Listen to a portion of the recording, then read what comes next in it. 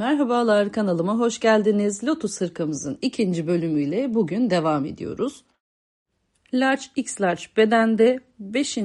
çiçeğe kadar, yani 5 tane çiçeğe kadar örmüştüm. Small medium için bunu 4'e kadar, 2X large ve üzerinde de 6 çiçeğe kadar ördükten sonra artık birleştirme kısımlarını yapacağız. 5 tane kenarımızı örüyoruz. Püf noktamız, birinci kenarı örerken köşe kısmında 3+3 değil, sadece 3 tane ikili trabzan örerek başlıyoruz. Boyutlara bakalım. Yaka kısmını örmeden önce 22 santim civarında yarım parçamın boyutu. Yakayı ördükten sonra da bu 25-26 santime kadar devam ediyor. İnce pamuklu ip kullandığımı hatırlatıyorum. Verdiğim çiçek ölçüleri buna göre.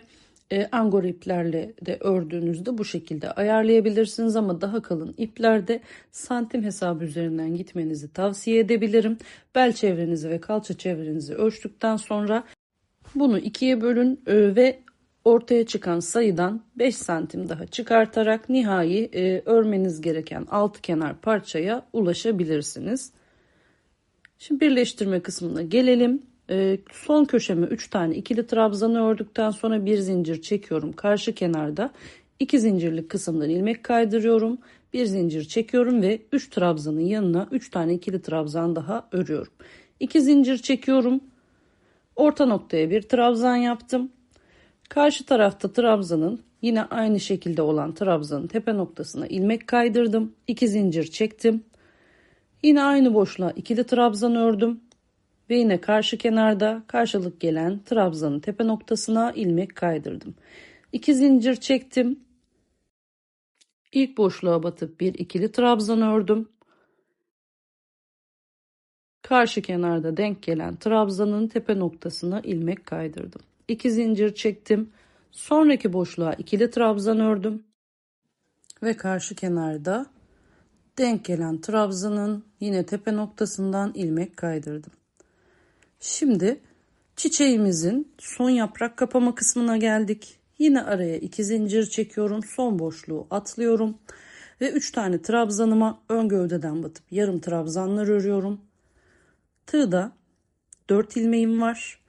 Bunu isterseniz 3+2 olarak, isterseniz de hepsini bir seferde çıkartarak yaprak kapamayı yapıyoruz. Ve karşıdaki yaprağın yine tepe noktasına ilmek kaydırıp birleştiriyoruz. 2 zincirimi çektim. İlk boşluğu atladım. İkinci boşluğa ikili trabzan örüyorum. Yine karşılık gelen trabzanın tepe noktasına ilmek kaydırıyorum. 2 zincir çekiyorum. Sonraki boşluğa ikili trabzan örüyorum. Ve hemen karşısındaki trabzanın yine tepe noktasına ilmek kaydırıyorum. Şimdi V şeklimizi oluşturacağız. 2 zincir çekiyorum. Trabzanın üstüne batıyorum. Bir ikili trabzan örüyorum. Karşıdaki trabzanın tepe noktasına ilmek kaydırıyorum. 2 zincir çekiyorum. Yine trabzanımın yanına aynı noktaya ikili trabzan örüyorum. Ve karşıdaki trabzanın tepe noktasına ilmek kaydırıyorum. 2 zincir çekiyorum. Yine ilk boşluğun içerisine ikili trabzan örüyorum. Ve karşı kenarda trabzanın tepe noktasına ilmek kaydırıyorum. 2 zincir çektim. Devamındaki boşluğa ikili trabzan ördüm. Bunu da karşı kenardaki trabzanın tepe noktasına ilmek kaydırarak birleştireceğim. Ve sıranın sonuna kadar bu şekliyle devam edeceğim. Bir kenarı örerken karşı kenarda denk gelen kısımlara ilmek kaydırarak birleştirme işlemini yapıyorum. Son köşeye geldiğimde yarım örmüştük, bakın demin belirtmiştim. 3 tane ikili trabzan örüyorum. Bir zincir çekiyorum. Köşenin orta noktasına ilmek kaydırıyorum. Bir zincir çekiyorum. Ve başlangıçtaki 3. zincirimin içine ilmek kaydırıp birleştirme işlemini tamamlıyorum. Şimdi artık yaka ve sırt bölümlerini öreceğiz. 6 sefer ilmek kaydırarak V şeklinin yanındaki boşluğun içine kadar devam ediyorum. Burası benim ön yüzüm. Ön yüzdeki yaka kısmım. 4 zincirimi çekiyorum. Bir boşluğu atladım. İkinci boşluğun içine ikili trabzan ördüm. 2 zincir çektim. Yandaki boşluğa ikili trabzan ördüm. 2 zincir çektim. Yandaki boşluğa ikili trabzan ördüm. 2 zincir çektim. Yandaki boşluğa ikili trabzan ördüm. Ve yine 2 zincir çekip V şeklime bir tane trabzanın üstüne 7 tane boşluğa bir tane diğer trabzanın üstüne toplamda 9 tane ikili trabzan örüp yeni lotusumun gövdesini yapıyorum. Bu yakanın birinci sırası ve yine ayıraç takacağım bunlara. Ön ve arka yüzlere, ön yüzde bordo bir ayıraç takacağım. Görüntüm bu şekilde. Sıra sonuna kadar devam ediyorum, yani 3 tane kenar örüyorum. Ayıracımı taktım. Ön yüzüm bordo, yine hatırlatıyorum ve birinci sıradayım. Arka yüze kadar geleceğiz. Arka yüzde de son lotusun orta kısmındaki yaprağa kadar geliyorum. Ve burada 3 tane trabzan oluşturmuş oluyorum. 4 zincir çekiyorum ve hemen yanındaki boşluğa batıp bir ikili trabzan örüyorum. 2 zincir çekiyorum, takip eden boşluğa ikili trabzan örüyorum. 2 zincir çekiyorum. Şimdi arka yüzden öreceğiz. Dönerek ördüğümüz için bütünlük sağlaması açısından arka yüzden batarak önce 3 tane ikili trabzan örüyorum. Sonra araya 2 zincir, 3 tane arka yüzden ikili trabzan, yine 2 zincir ve son 3 trabzana arka yüzden batarak ikili trabzan örüyorum. Bir sıra ön yüzden bir sıra arka yüzden batacağız lotuslarımızın üzerine ki ön kısımda motif devamlılığı sağlansın.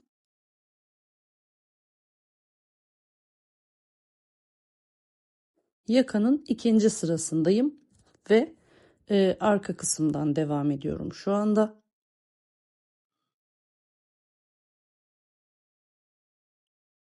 Bakın görüntüm böyle oldu. 2 zincirimi çekiyorum. Birinci boşluğu atlıyorum. İkinci boşluğa ikili trabzan örüyorum. 2 zincir çekiyorum. İkinci boşluğa ikili trabzan örüyorum. 2 zincir çekiyorum. Üçüncü boşluğa ikili trabzan örüyorum. Ortadaki trabzan sayım 3. Sırt kısmına da yeşil ayırıcımı taktım. İkinci sıranın sonuna geliyorum. Yaka bölümündeyim yine. 3 tane trabzanımı ördükten sonra 3 delik oluşturdum. Ve burada dönüş yapacağım. 4 zincir çekiyorum. Birinci boşluğu atlıyorum. İkinci boşluğa ikili trabzan örüyorum. 2 zincir çekiyorum. Birinci lotus yaprağına ön gövdeden batıp 3 tane ikili trabzan örüyorum. 2 zincir çekiyorum. Orta boşluğa ikili trabzan örüyorum. 2 zincir çekiyorum. 3 tane trabzana geldim. Ön gövdeden batıp 3 tane ikili trabzan örüyorum.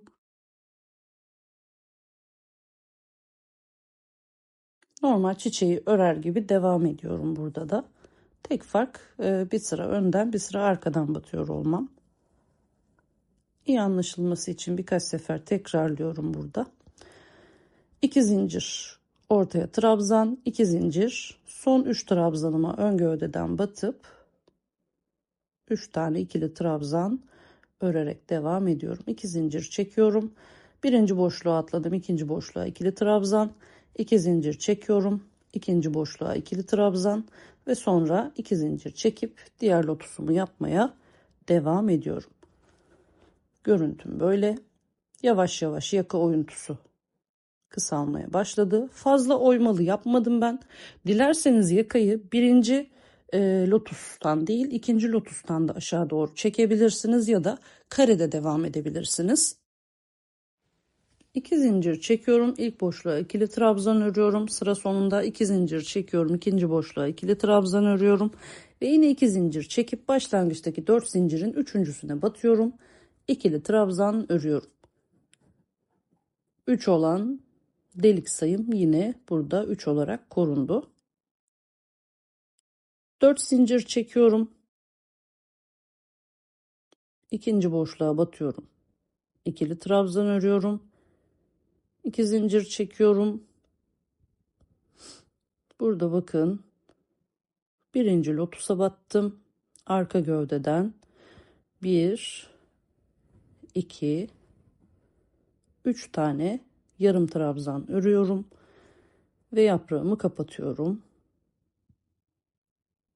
2 zincir çekiyorum. Birinci boşluğa ikili trabzan örüyorum. 2 zincir çekiyorum. İkinci boşluğa ikili trabzan örüyorum. 2 zincir çekiyorum.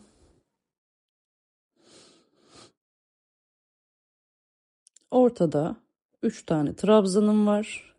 Yine 3 tane arka gövdeden batıp ikili trabzan örüyorum. 2 zincir çekiyorum. İlk boşluğa ikili trabzan örüyorum. 2 zincir çekiyorum. İkinci boşluğa ikili trabzan örüyorum. 2 zincir çekiyorum. Ve yine 3 tane trabzanım var. Arka gövdeden batıp 3 tane yarım trabzan örüyorum ve ilmekleri bir seferde kapatıp 3. yaprağımı da oluşturuyorum. 2 zincir çektim. Bir boşluk atladım. İkinci boşluğa ikili trabzanımı ördüm.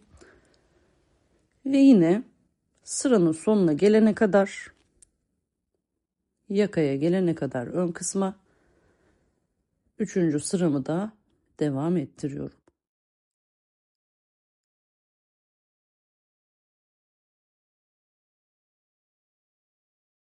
Son yaprağa geldim. Yaprağı yine kapama işlemi uyguluyorum. 3 trabzanı arka gövdeden batıp trabzan örüp üçünü bir kapatıyorum.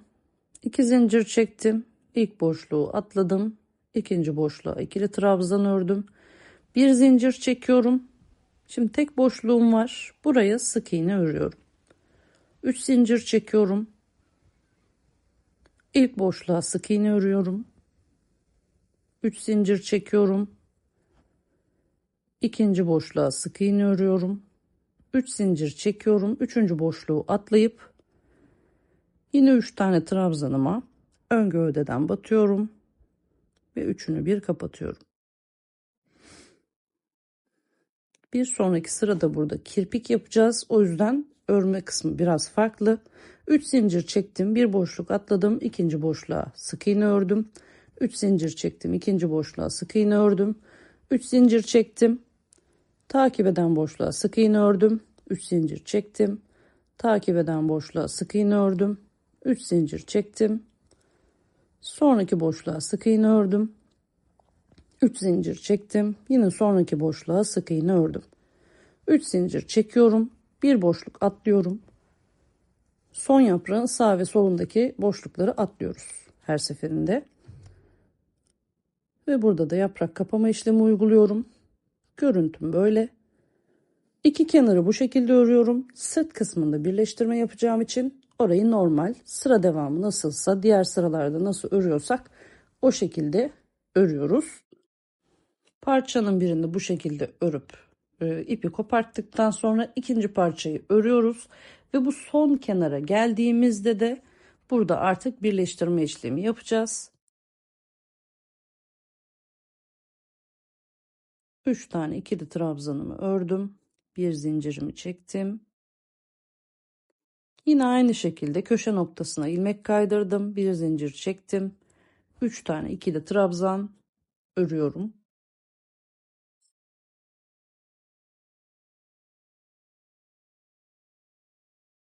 İki zincirimi çekiyorum. Bir tane ikili trabzan örüyorum. Karşı kenardaki karşılık gelen trabzana ilmeğimi kaydırıyorum. 2 zincir çekiyorum. Yine bir trabzan örüyorum aynı boşluğa. Karşı kenardaki denk gelen trabzanın tepe noktasına ilmek kaydırıyorum. 2 zincir çekiyorum. İlk boşluğa ikili trabzan örüyorum. Karşı kenara ilmek kaydırıyorum. Burada hiçbir trabzanın tepe noktasını atlamayacağız. Dikkat etmemiz gereken sadece bu. 2 zincir boşluğa trabzan, karşı kenara yine trabzan tepesine ilmek kaydırıyorum. 2 zincir çekiyorum. Boşluğumu atladım. 3 trabzana ön gövdeden batıyorum. Yarım trabzanlar örüp üçünü bir birleştiriyorum. Ve karşı kenardaki yaprağın tepe noktasına ilmeğimi kaydırıyorum. 2 zincir çekiyorum. Yine devam eden boşluğu atlıyorum. İkinci boşluğa ikili trabzan örüyorum. Karşı kenardaki ikili trabzanın tepe noktasına ilmek kaydırıyorum. 2 zincir çekiyorum. Diğer boşluğa ikili trabzanımı ördüm. Trabzanın tepe noktasına ilmek kaydırdım. 2 zincir çekiyorum. Trabzanın tepesine bir ikili trabzan örüyorum. Karşı kenardaki birinci trabzanın tepe noktasına ilmek kaydırdım. 2 zincir çekiyorum. Aynı noktaya ikili trabzan örüyorum ve şeklimi oluşturuyorum. Ve yine karşı kenardaki trabzanın tepe noktasına ilmek kaydırıyorum. Görüntüm yine kol üstündekiyle aynı. Buradan sonrası artık kirpik bölümünü oluşturacağız. Yakanın birinde ilk lotusun tepe noktasından başlayarak çepeçevre 3 kenarı örüyorum ve yaka kısmına sık iğne örerek bitireceğim bu kısmı. Şimdi lotusun tepesine sık iğnemi ördüm. 4 zincir çektim. Aynı boşluğa sık iğne örüyorum. 6 zincir çekiyorum. Aynı boşluğa sık iğne örüyorum. Ve yine 4 zincir çekip aynı boşluğa sık iğne örüp buraya küçük bir mine çiçeği oluşturuyorum. Örmeye büyük yapraktan başladım. Orta kısımdan başladım. Şimdi 3 zincir çekiyorum. Yine yaprağın yanındaki boşluğu atladım. İkinci boşluğa sık iğne örüyorum. Genel görüntüye bir bakalım. Şimdi bir zincir çekiyorum. Diğer yaprağın tepe noktasına sık iğne ördüm. 4 zincir, aynı noktaya sık iğne, 6 zincir, aynı noktaya sık iğne, 4 zincir, aynı noktaya sık iğne ile buraya da yine bir kirpik çiçek oluşturdum.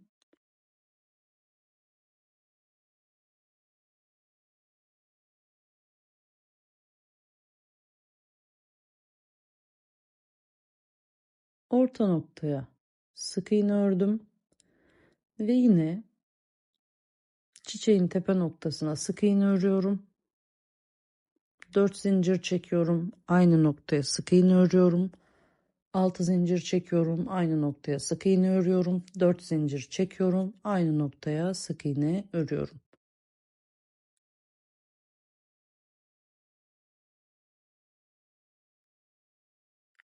Şimdi buradaki yan boşluğa sık iğne öreceğim. Buraya araya bir zincir de çekebilirsiniz. Direkt sık iğne de örebilirsiniz.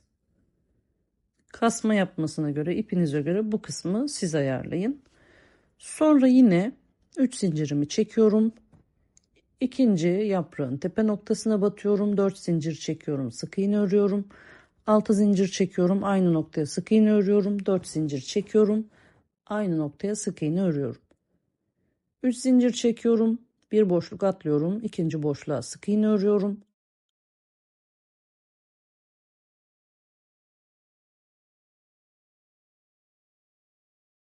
Yine üçüncü yaprağın tepe noktasına sık iğne ile geçiş yapıyorum. Dediğim gibi burada araya bir zincir çekebilirsiniz. 4 zincir sık iğne, 6 zincir sık iğne, yine 4 zincir sık iğneyi aynı tepe noktasına örerek yeni çiçeğimi oluşturuyorum.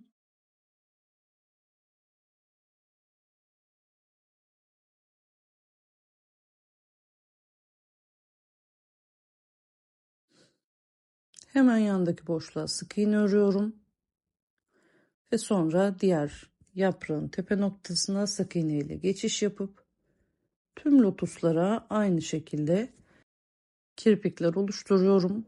Köşe noktasına geldim. 3 zincir çekiyorum. Zincir boşluğuna sık iğne örüyorum. 3 zincir çekiyorum. Köşenin ortasındaki 2 zincirlik bölüme sık iğne örüyorum. 4 zincir sık iğne, 6 zincir sık iğne, 4 zincir sık iğneyi yine buradaki noktaya uygulayarak köşeye de bir tane kirpik çiçek oluşturmuş oluyorum. Bir de burada yine geçiş noktamız var. Birleştirme noktamız var. Oraya kadar örerek devam ediyorum. Orayı da göstereceğim.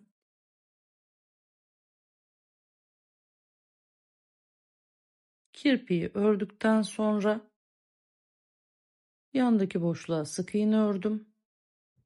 3 zincir çektim. 2 köşenin birleşim noktasına sık iğne ördüm. 4 zincir sık iğne, 6 zincir sık iğne, 4 zincir sık iğne bu noktaya örüp yine bir kirpik oluşturuyorum. Sonra yine 3 zincir çekiyorum. Yandaki zincir boşluğuna batıyorum.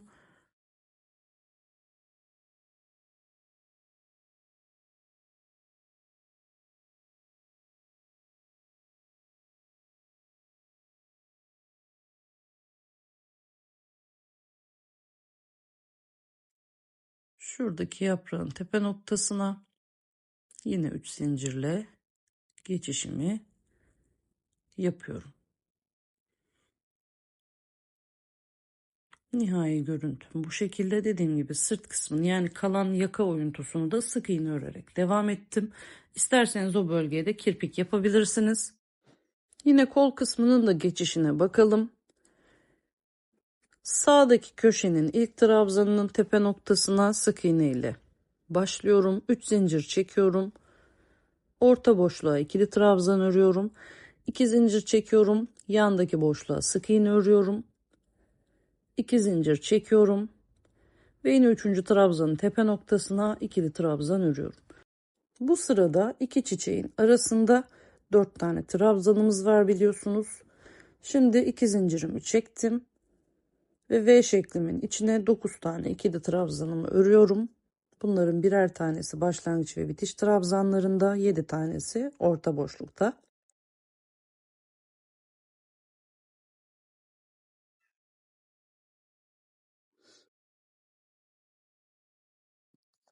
İki zincir çekiyorum.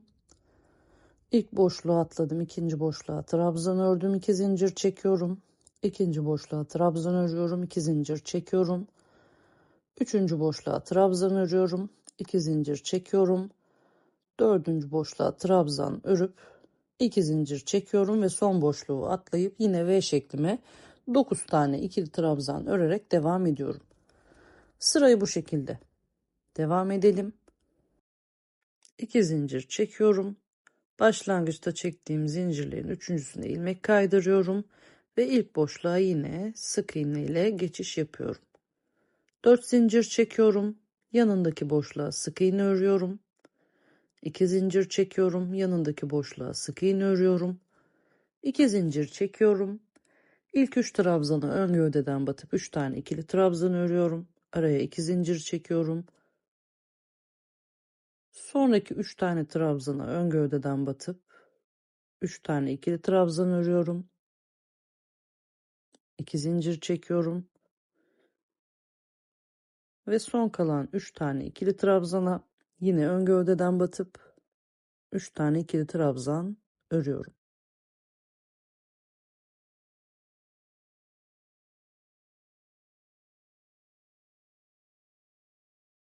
Görüntüm bu şekilde. Sıra sonuna kadar geliyorum. 2 zincirle başlangıç noktasına yine ilmek kaydırıyorum. Döne döne örerek istediğim boyuta gelene kadar devam ediyorum. İkinci lotusun bakın kapama sırasındayım artık. 3 zincir çekiyorum. Yanına ön gövdeden batıp 2 tane ikili trabzan örüyorum. Trabzanları bir kapatıyorum. 2 zincir çekiyorum. Birinci boşluğa ikili trabzan örüyorum. 2 zincir çekiyorum. İkinci boşluğa ikili trabzan örüyorum. Ortadaki 3 trabzana ön gövdeden batıp 3 tane ikili trabzan örüyorum.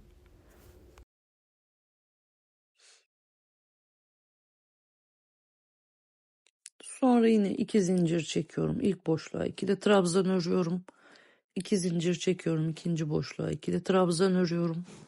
2 zincir çekip üçüncü yaprağı yine 3 trabzana ön gövdeden batıp yarım trabzanlar örerek hepsini bir seferde kapatıyorum.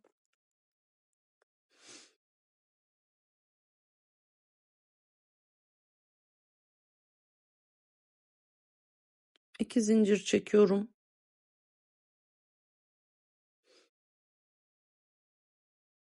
Birinci boşluğa atladım. İkinci boşluğa 2 trabzan örüyorum. 2 zincir çekiyorum.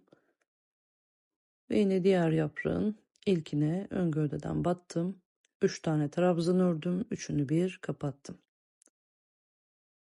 Görüntüm bu şekilde. Son 2 sıram kalıyor.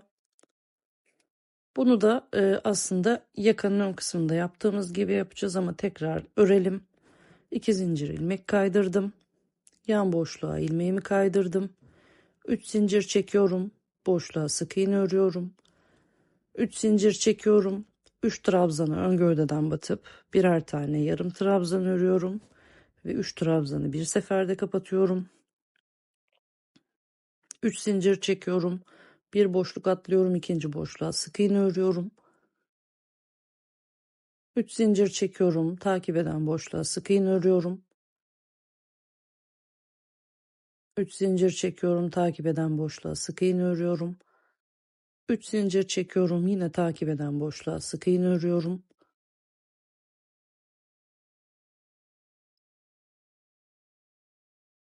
3 zincir çekiyorum. Takip eden boşluğa sık iğne örüyorum. Ve sıranın sonuna gelene kadar bu şekilde devam ediyorum. 3 zincir çektim, son boşluğa sık iğne ördüm ve 3 zincir çektim. Başlangıç noktasına ilmek kaydırdım.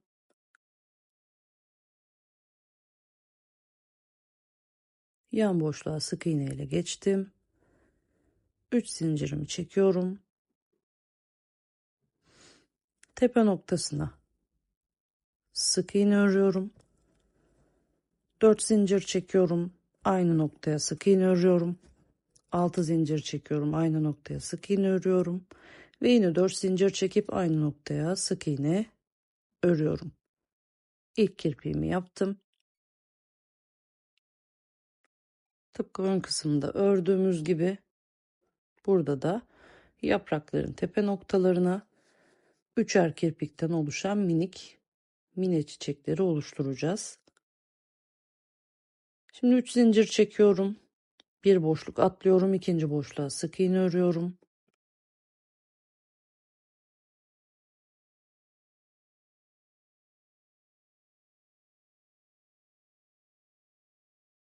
Yine burada tepe noktasına sık iğne ile geçiş yapıyorum. 4 zincir çekiyorum. Aynı noktaya sık iğne örüyorum. 6 zincir çekiyorum. Aynı noktaya sık iğne örüyorum. Ve yine 4 zincir çekip aynı noktaya sık iğne örüyorum.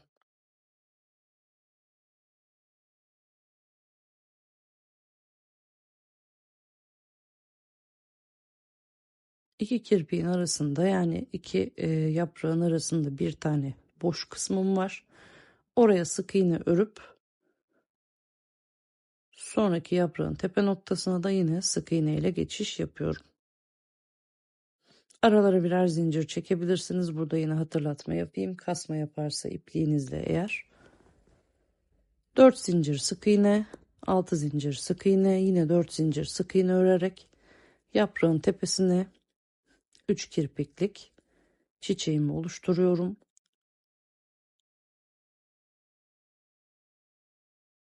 Yandaki boşluğa sık iğne örüyorum. 3 zincir çekiyorum. Ortadaki yaprağın tepe noktasına batıyorum.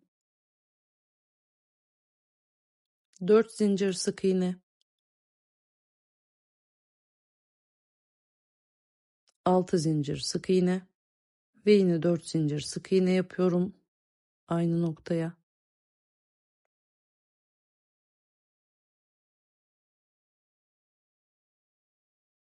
3 zincir çekiyorum, bir boşluk atlıyorum, ikinci boşluğa sık iğne örüyorum. Üçüncü yaprağın tepe noktasına sık iğne ile geçiş yapıyorum ve yine 4 zincir sık iğne, 6 zincir sık iğne ve 4 zincir sık iğne örüp buraya da çiçeğimi oluşturuyorum.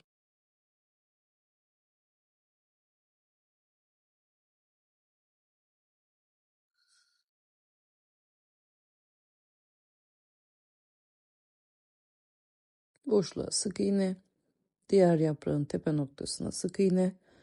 Bu şekilde sıra sonuna kadar yine tüm lotuslarımın 3 yapraklarına kirpikleri oluşturuyorum. Şimdi hırkamızın ön ve arka yüzden görüntülerine de bakalım birlikte ve ben o arada yine hatırlatmamı yapayım. Kanalıma abone olmayı, yorumlar kısmında görüşünüzü belirtmeyi ve videomu beğenerek bana destek olmayı unutmayın. Bir sonraki projede görüşmek üzere. Hoşça kalın.